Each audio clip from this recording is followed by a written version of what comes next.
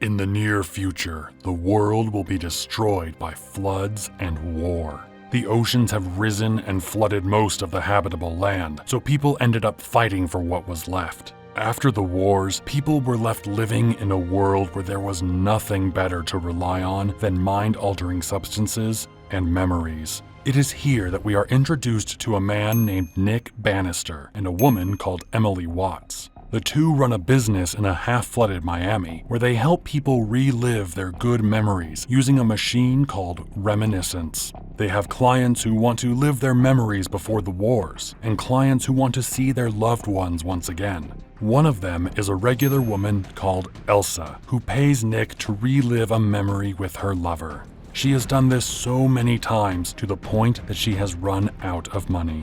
One day, after finishing and closing their office, Nick and Watts are approached by a woman called May who needs their services. Nick seems mesmerized by the lady and decides to help her despite it being after hours. May gets into the reminiscence machine to look for her lost keys, so Nick and Watts look for them in her memories. Within the memories, they find out she's a singer, and they see her perform a song that Nick likes a lot. After his business is closed, Nick rests during the day, but also helps District Attorney Avery Castillo with investigations using the reminiscence machine. On that day, Nick heads to the DA's office to help with the interrogation of a man called Walter Sylvan. Walter is a criminal mastermind who stole dry land from people during the war and is also responsible for crimes like arson, bribery, and murder. Nick is there to help gather evidence by looking into Walter's memories, but Walter's lawyers claim that Walter is too sick to be interrogated using the machine, so Nick leaves the DA's office. With free time on his hands, Nick pays a visit to the bar where May performs to return earrings that she forgot when she visited Nick and Watts on the previous day. The two start talking, and Nick escorts May home. They become close and end up as lovers. Months later, we see Watts pulling Nick out of the reminiscence tank. After he got into a relationship with May, she vanished for no reason after a few months and abandoned him. So he has been spending most of his time in the machine, reliving memories with her. Watts isn't pleased with how Nick is acting. She wants him to focus on their business as it has been failing lately. All Nick does is spend his time looking for May, and when he doesn't find her, he goes back to relive his memories with her. On the next day, Nick is woken up from his memories by an alarm and finds a note left by Watts telling him that they have work to do at the district attorney's office. After he wakes up, he hears knocking on his office door despite the fact that they are closed. Nick goes to check who is knocking and finds nobody at the door. Instead, he finds one of May's earrings dropped on his doorstep. Nick heads to the district attorney after finding the earring. There, he and Watts are instructed to go through the memories of a drug dealer named Mr. Fox in search of the kingpin he works for called St. Joe. The interrogation doesn't go smoothly, and they end up using 12 hours before finding Joe in Fox's memories. But in a turn of events, Nick also finds May in those memories. Nick begins looking for May in Fox's memories instead of St. Joe, who is the district attorney's target. In Fox's memories, May was performing in St. Joe's club. Joe got interested in her and they were introduced. She then became Joe's lover and an addict to his drug, Baca. Months later, May betrays Joe, steals his illegal substance, and runs away. All this happened more than 5 years ago. Nick decides to go look for St. Joe in New Orleans, hoping that May would have gone back there to get more substance. He approaches Joe undercover, but it's instantly blown, so he comes clean and admits that he's looking for May. Joe tells Nick he hasn't seen May since she left him years ago. He warns Nick that May is a trickster and mocks him for not realizing what she took from him. Upon hearing Joe's taunting words, Nick's heart pounds with rage and fear. He feels cold and trapped, his fear growing as the threat draws nearer and the hurt of betrayal digs in. Luckily, Watts makes her entrance right then and rescues Nick. In a really cool gunfight, Watts takes out all of Joe's men by herself and rescues her boss. After he survives nearly getting killed by Joe, Nick begins looking into his memories of May to find what she took from him. Seeing that he can't find anything in his memories, he asks Watts if she knows something. Nick looks into Watts' memories through the reminiscence and finds one moment when May came to their office but he wasn't there. Watts talked to May for a while and left the room, leaving May on her own.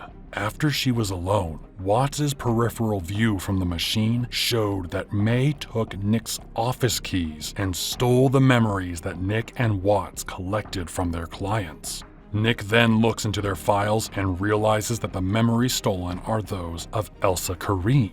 The two couldn't help but ask themselves, what would May want with the memories of a woman who had nothing? Nick heads out to the floating market to look for Elsa right away. But he finds out from a witness that Elsa has been murdered, and her son Freddie was taken by a woman resembling May.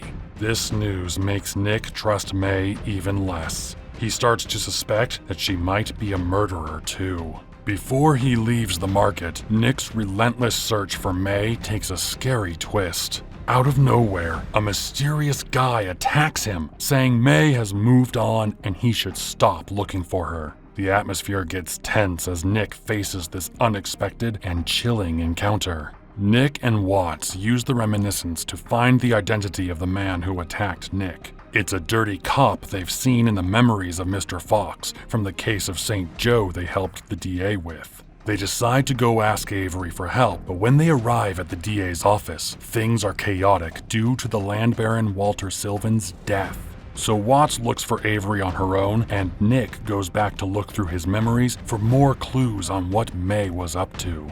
The two find out that the man who attacked Nick is called Cyrus Booth, a dirty cop who worked with St. Joe in New Orleans, but moved to Miami and began working for Walter Sylvan. They also find out that the old lover in Elsa's memory is Walter. This is after Nick compares the voice of the old man to a memory of Walter's wife, whom he had long ago. Nick and Watts reach the conclusion that Walter Sylvan murdered Elsa and her son to tie up loose ends before he passed away. Nick decides to keep on investigating, but Watts wants him to stop, saying that Nick is too obsessed with May. The two argue about it, and Nick ends up firing Watts, and then keeps on investigating on his own. Nick goes to talk to Walter's wife on the dry land. She is delusional and only remembers the day she told Walter that she was pregnant. When Nick questions her, she tells him that Walter ordered Booth to kill Elsa and that Booth worked for a woman from New Orleans. Walter's widow also gives Nick a hint on where to find Booth before Nick is found out and kicked out of Sylvan's mansion by security. The next place Nick goes to is the old recycling plants. This is the part of Miami that has been completely flooded, and the only people living here are homeless people, criminals, and addicts. According to Walter Sylvan's widow, this is where Booth and May might be. Nick finds Booth, but not May. When he tries to ask Booth where May is, Booth just talks to buy himself time, then tries to escape, but the two end up getting into a fight. At the end, it looks like Booth is able to beat Nick, but Nick manages to knock out Booth and drag him to his reminiscence machine. Inside Booth's memories, Nick sees that May was approached by Booth, who threatened to turn her over to St. Joe if she didn't help him. Booth made May target Nick to steal the memories of Elsa Kareen from his office. Nick realizes that everything that involved his meeting with May was planned by Booth. May's feelings for Nick deepened and she wished to leave her past behind, but Booth responded with violence, coercing her into obedience through pain. And after he got the memories, Booth destroyed the files and went to kill Elsa and her son Freddie. Booth succeeded in killing Elsa, but her son was rescued by May and taken to safety.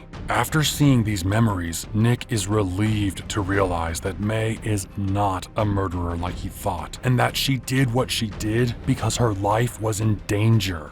But the memories still haven't shown where May was. Nick keeps on looking at Booth's memories. He sees that May returned to his office looking for him, but before Nick could meet her, Booth found her at Nick's door and took her away. May left one of her earrings at the door as she was dragged away by Booth, and it is the one that Nick found earlier in the movie. After Booth took May, he tortured her by overdosing her with the Baca substance so she could tell him where she took Elsa and Walter's son Freddy. But May fights against him. Suddenly, she starts saying things that Booth doesn't understand.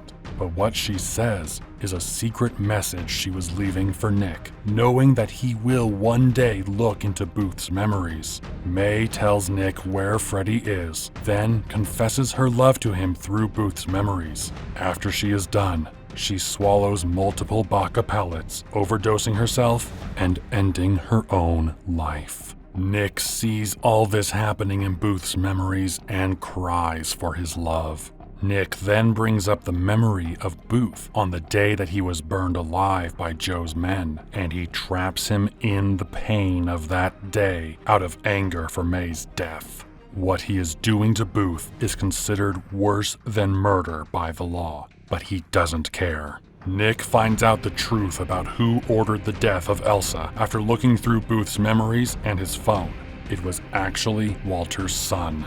The son wanted to kill Elsa and his half-brother Freddy because he did not want to share his father's property after Walter died. Walter Sylvan wanted to look for Elsa and take care of her and her son before he died, but his elder son did not want this. Nick confronts Walter's son at Sylvan's mansion. He tells him that Freddy is alive and that the cops will be coming for him soon. Walter's son tries to kill himself but can't do it, so he stays with his mother and awaits his fate. Nick finds Watts and tells her about everything that happened, including May's death and what he did to Booth. He hands over the memories of Elsa and Booth, then asks Watts to take them to the DA's office and uncover what the Sylvans have done.